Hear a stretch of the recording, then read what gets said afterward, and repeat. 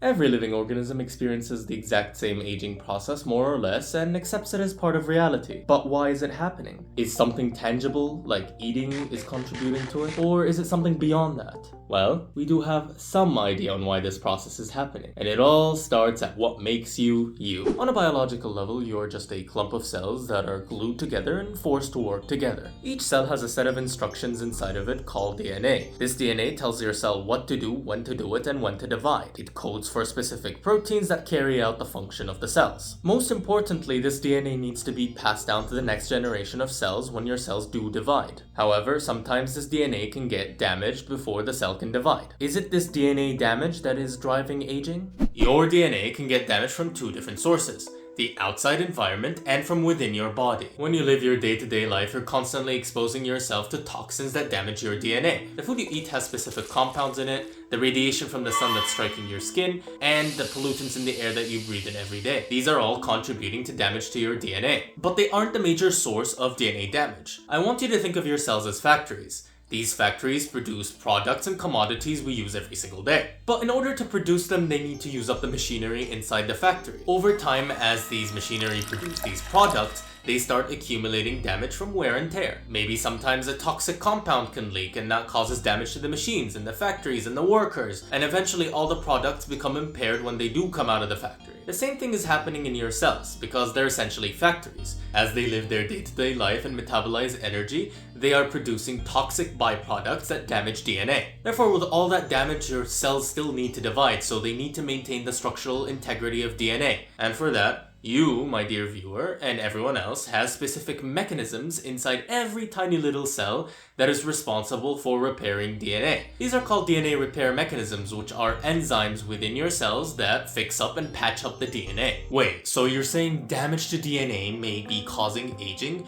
but we have mechanisms inside of us that repair the DNA, so wouldn't that just offset the whole thing? Well, yes, the logic is there, but you see, the thing is, these repair mechanisms are not 100% effective and efficient. There are essentially two ways these mechanisms fail to repair your DNA. The first is through tiny little mistakes and errors that slip through these DNA repair mechanisms and start to accumulate in the DNA over time. Eventually, this DNA gets passed down to the next generation, and this damage starts to accumulate in the next generation, until it reaches a specific limit. The second is through extensive damage that hits the DNA all at once. Think of an explosion, but at the level of the DNA. The damage is so severe that your DNA repair mechanisms just don't know what to do and they just kind of give up. Okay, so these DNA repair mechanisms can no longer fix the DNA. So now what? What do we do with the cell? It has two fates. The first is that your cell quite literally decides to end its own life. It goes through a process of programmed cell death called apoptosis. Or the second, less gruesome fate is that your cell enters a quiet state where it can no longer divide and it just kind of exists there. This process is known as cellular senescence. I just want to remind you that you're made of cells and each cell undergoes these processes at some point. What this means is that this all could be resulting in aging. So we can sort of conclude that it's not exactly the DNA damage that's driving aging,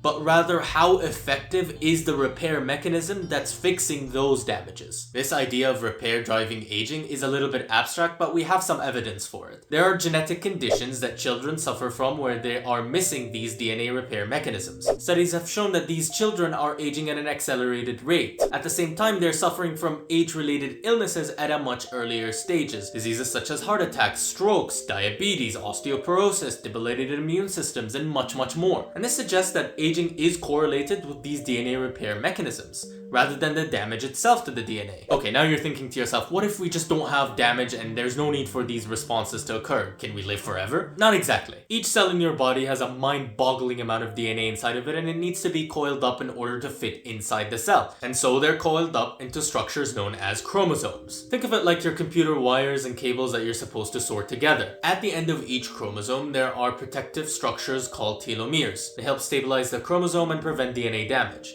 But here's the catch. Every time a cell divides, they lose a little bit of a chunk of these telomeres within their DNA. Permanently. Eventually, after 10, 20, 30 divisions, these telomeres become critically short. When they become critically short, those same DNA repair mechanisms are activated because they recognize DNA damage. However, this time they cannot repair the telomeres because they are irreplaceable. This means that these DNA repair mechanisms become chronically activated because they can't fix the DNA. And that, my dear viewer, leads to the exact same consequences we discussed earlier: cell death Or cellular senescence. Wait, so can't we just give a drug that makes the telomeres longer again? Maybe, but you might not want to do that just yet. You see, this commitment to cell death and cellular senescence serves a very specific function. It's not like your cell just decides to give up at some point. That's not the point. It has a protective role against cancer. Some cancer cells have an enzyme within them called telomerase, which prolongs those telomeres. This allows the cancer cells to continue dividing forever. It doesn't take an expert to tell you, but your body doesn't want cancer. And so that's why your cells need to stop dividing at some point when your DNA is damaged beyond repair,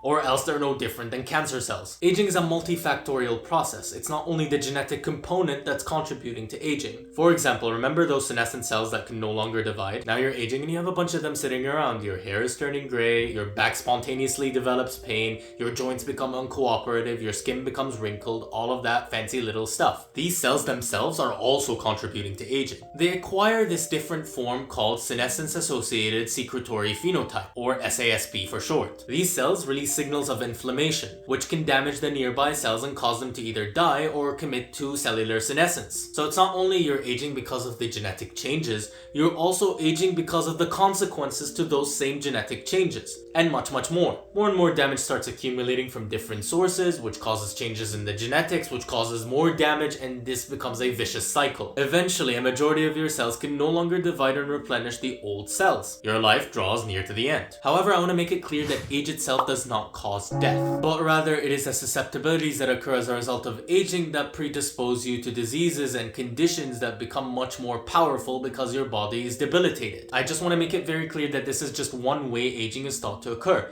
It is a multifactorial process and we're not exactly sure what's going on. So the last question that comes to mind is, can we slow or reverse aging? Maybe, but the answer to that is complicated and requires a long discussion for a different video. In the meantime, if you'd like to know how the world's deadliest disease looks like, I've got a video just for you right here. Thank you so much for watching. Please don't forget to subscribe and have a wonderful day.